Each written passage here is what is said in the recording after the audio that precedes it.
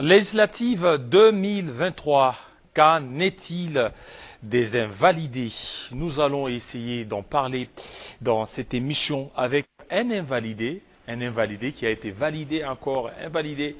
Et lui, c'est M. Michel Omba. Il est avec nous sur ce plateau. Bienvenue, M. Michel. Merci beaucoup, M. Kilolo. Voilà, vous êtes avocat, chef des travaux à l'université de Kinshasa. Vous êtes aussi doctorant. Aujourd'hui, vous êtes là. Est-ce que vous avez eu gain de cause? Parce que la dernière fois que nous vous avions reçu sur ces plateaux, vous aviez dit, si ça ne tient pas au niveau national, vous allez saisir les instances internationales. Est-ce que vous l'avez fait? Merci beaucoup pour la parole. Pour ceux qui ne le savent pas, je voudrais quand même les rafraîchir la mémoire.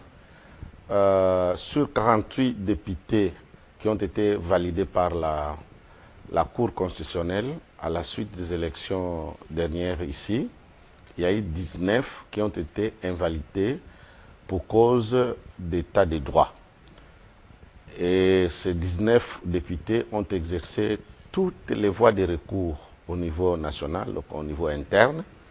Ayant épuisé toutes ces voies de recours, nous sommes déportés devant une institution internationale à laquelle la RDC participe en tant que membre actif. C'est l'Union interparlementaire. Bien sûr, la fois dernière, nous avions dit que comme nous n'obtenons pas le gain de cause au niveau interne, nous allons saisir cette institution. Nous l'avons fait. Nous avons saisi l'Union interparlementaire. Le comité des droits de l'homme a siégé. L'Assemblée, disons, de l'Union interparlementaire aussi a siégé au mois de septembre dernier. Et il y a une décision qui a été prise par cette Assemblée de l'Union interparlementaire.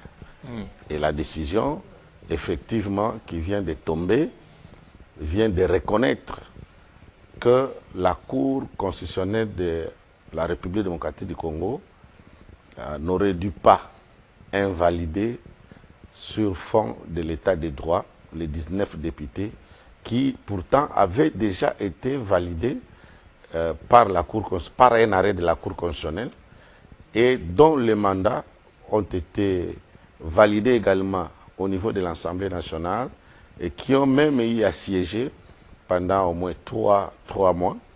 Et donc, les arrêts de la Cour étant devenus irrévocables, non intangibles, la Cour ne pouvait plus revenir sur sa propre décision. Et surtout que les recours en rectification, soi-disant rectification d'erreurs matérielles, étaient hors délai déjà, parce que la loi électorale fixe les délais en ce que le recours après la publication de la liste provisoire de la CENI ne devait qu'être fait en déant 2 mois. Or, les recours en erreur matérielle ont dépassé les délais. Deuxième élément, c'est que pour toute action en rectification d'erreurs matérielles, la loi électorale exige que toutes les parties soient entendues, que chaque partie puisse se défendre. La Cour constitutionnelle s'est refusée de donner la parole aux partis que nous étions, et nous étions présents à la plénière, à l'audience publique. La Cour a refusé, estimant que la cause concernait plutôt les demandeurs et la Cour qui s'était elle-même présentée comme partie au procès, juge et partie, et c'est sur base de cela qu'elle a invalidé. Troisième point, la Cour s'est permise de changer les textes légaux en cette matière, en ce que la Cour s'est permise de dire qu'elle invalide sur base de l'état des droits. Elle-même, dans son arrêt, a dit qu'il n'y avait pas d'erreur matérielle. Parce que la question d'erreur matérielle, c'est l'erreur de transcription ou une erreur avérée des chiffres.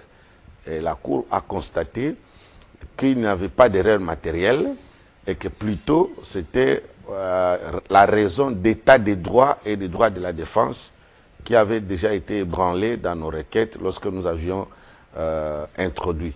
Et donc la Cour a commis quand même beaucoup d'erreurs. Et même aussi maintenant, vous voyez que les congrès c'est maintenant que le congrès vient de pouvoir au remplacement du juge Maître Wasenda.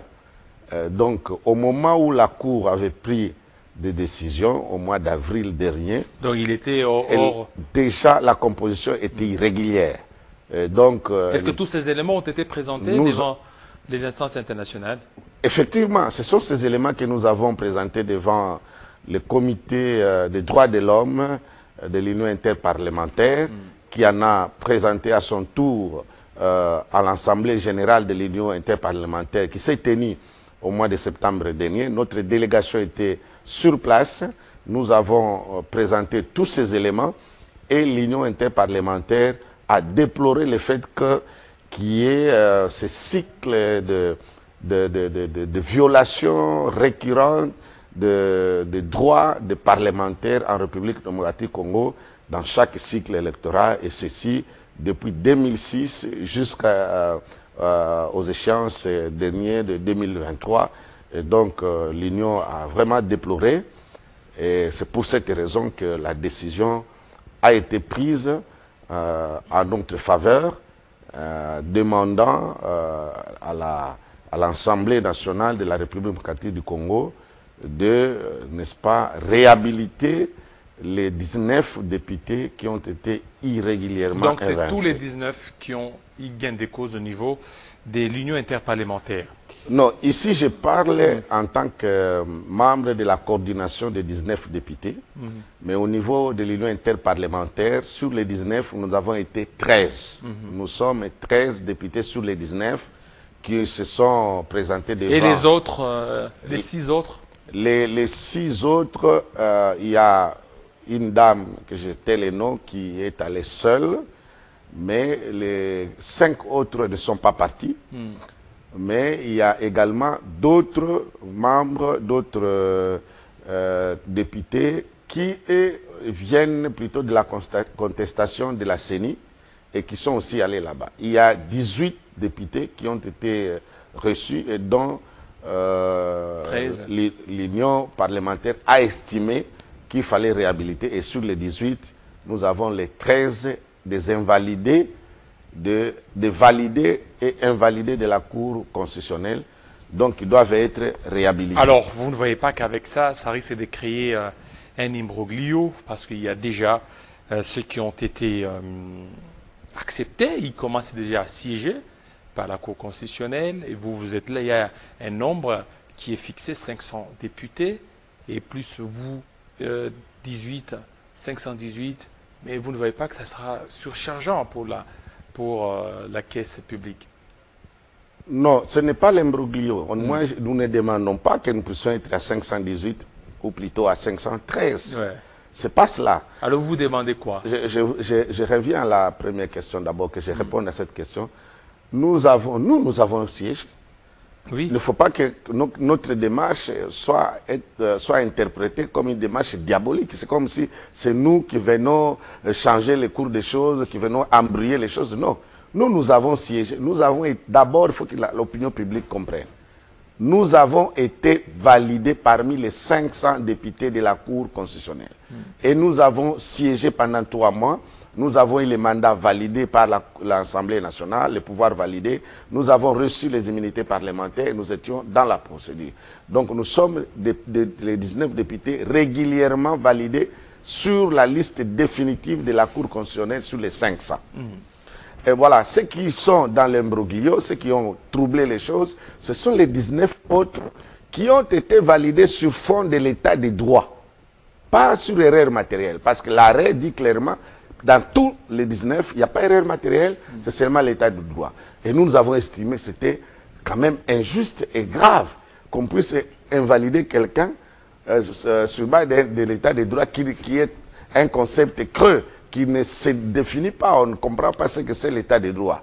Alors voilà, donc maintenant aujourd'hui, que nous revenons, nous sommes allés devant une institution internationale neutre, supposée être neutre, qui a examiné toutes les questions que nous avons posées et est arrivé à une conclusion. Et la conclusion, c'est nous réhabiliter. De même qu'on nous a fait partir pour nous faire remplacer par les 19 qui siègent aujourd'hui, c'est de la même manière qu'on doit faire. Parce que la dernière fois quand nous avons été à la plénière pour notre invalidation, nous avons voulu prendre la parole. Le président d'alors, le président Mbosso, a dit, chers collègues, vous continuez votre démarche, votre recours au niveau de toutes les instances où vous voulez, mais quand vous aurez gain de cause, vous allez rentrer, nous allons vous valider de la même manière qu'on vient de valider les autres. Et il a même prévenu en disant, nous n'en avons pas encore fini de validation. Donc, attendez-vous que quand ils vont revenir, nous reviendrons pour les valider et faire partie de ceux qui sont là. Donc, il n'avait pas d'autre choix que de pouvoir accepter ce que la Cour constitutionnelle avait envoyé comme dernier arrêt. Mais cependant, ce n'était pas pour dire que c'était juste, parce que l'Assemblée ne peut pas s'opposer, n'est-ce pas, aux arrêts de la Cour constitutionnelle. Il était de bonne loi que nous puissions aller là où nous pouvons obtenir gain de cause, c'est-à-dire la décision qui peut battre. Alors, quid maintenant, ici, nous avons affaire à une décision de la Cour constitutionnelle et une décision des instances internationales comme l'Union interparlementaire. Et vous, si vous essayez quand même de vous mettre à la place peut-être du président de l'Assemblée nationale, vous êtes face à cette réalité, que ferez-vous? Oui, mais la République démocratique du Congo est signataire de plusieurs accords internationaux. Le principe des droits et même le principe législatif, il est clair là-dessus. Les décisions des institutions internationales ont priorité, sinon la primauté sur les institutions internes, sur les lois internes. Donc, le président de l'Assemblée, il n'a pas à être embarrassé. Ce n'est pas une question qui va l'embarrasser. Ils disent que c'est déclaratoire, il n'y a aucune contrainte lorsqu'il s'agit peut-être d'exécuter cela. Non, non, non, c'est une décision, il faut faire attention. Lorsque vous adhérez à une convention, un accord international, vous avez adhéré avec la volonté, avec l'engagement de pouvoir exécuter toutes les décisions, que ce soit même de simples recommandations. En fait, sur le plan international, ce n'est pas une contrainte comme judiciaire. Mais ce sont des recommandations. Et ces recommandations, ce sont des décisions. D'ailleurs, cette recommandation est prise sous forme de décision. J'en ai ici. J'ai la preuve ici, c'est dit décision de l'Union interparlementaire.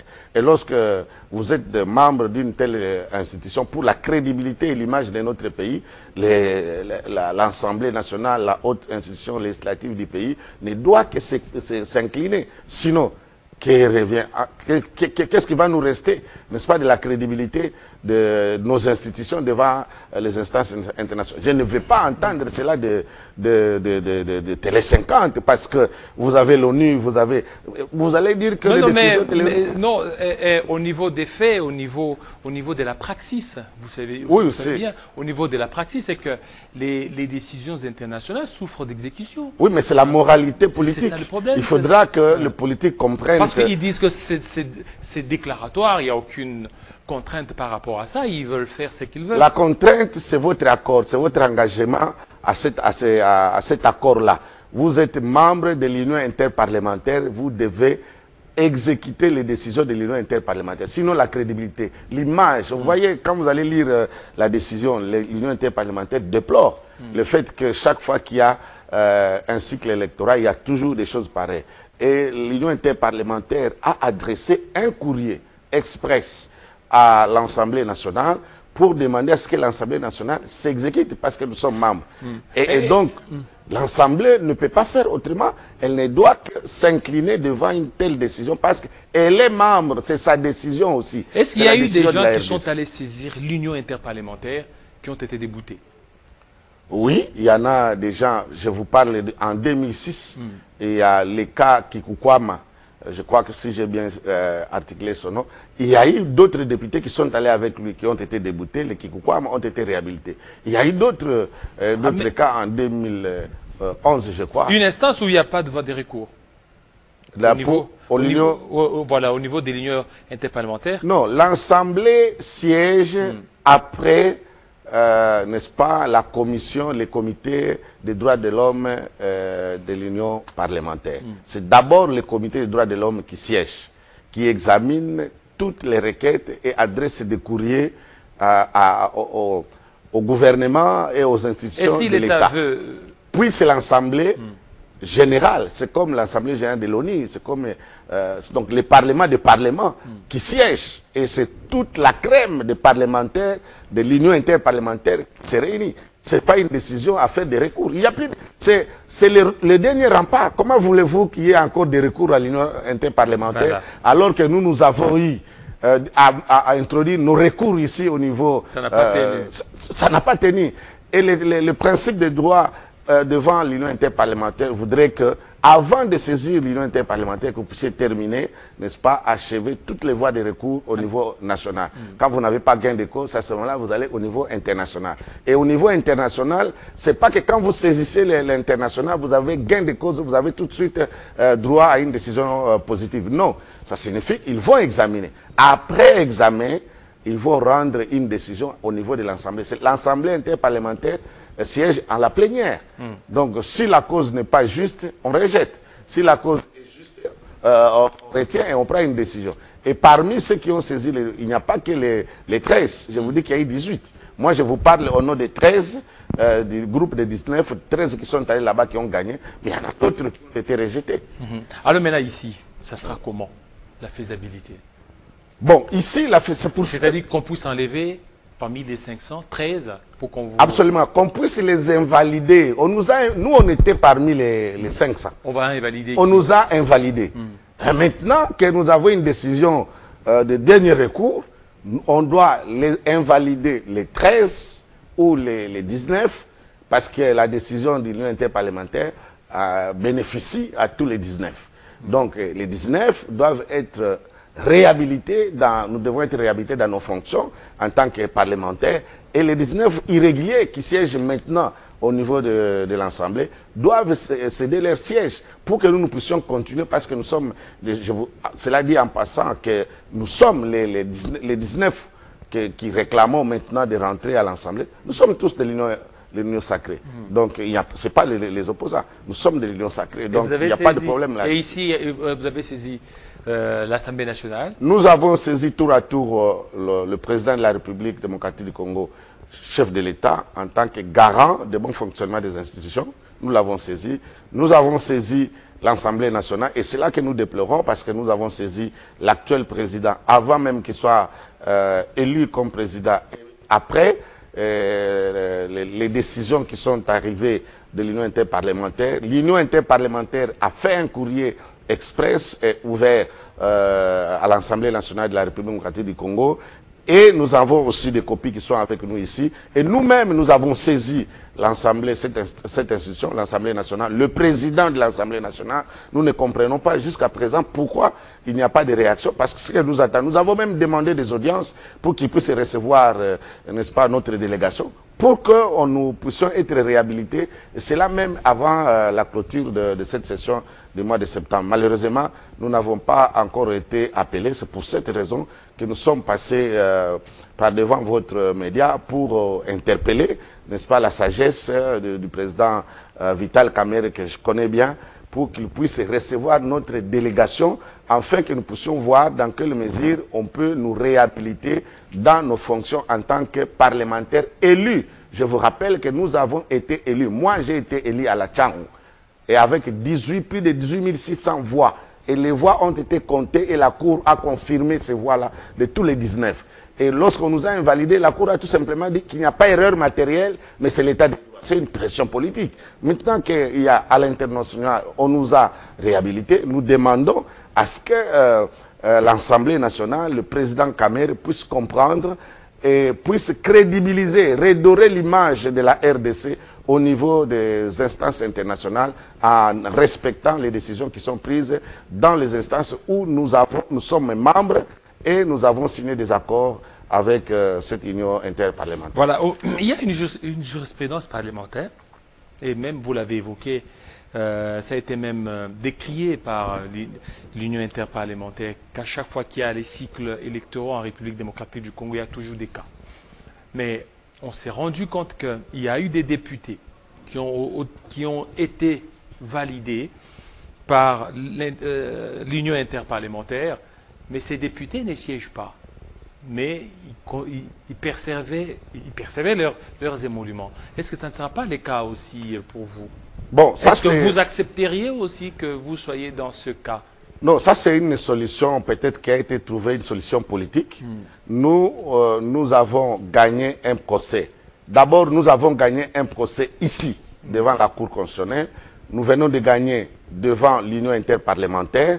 Et donc, quant à savoir quelle est la solution politique qui sera trouvée, bon, c'est cela qui fera l'objet des échanges que nous allons avoir avec le président de l'Assemblée nationale ou le bureau de l'Assemblée nationale. Nous attendons d'abord être reçus pour que nous puissions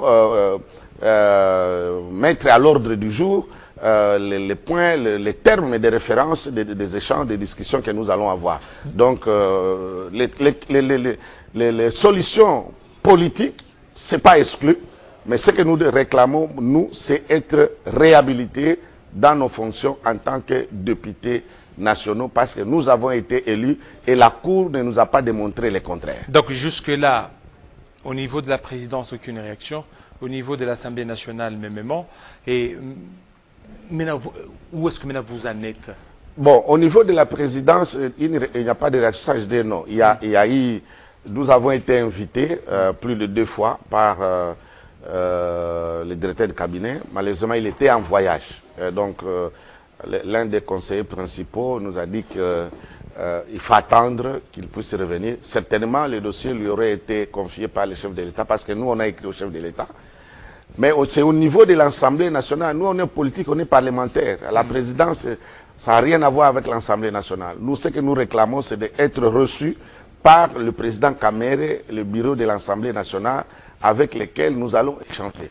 Alors, la présidence ou pas, nous voulons bien, mais nous voulons une solution de l'Assemblée nationale.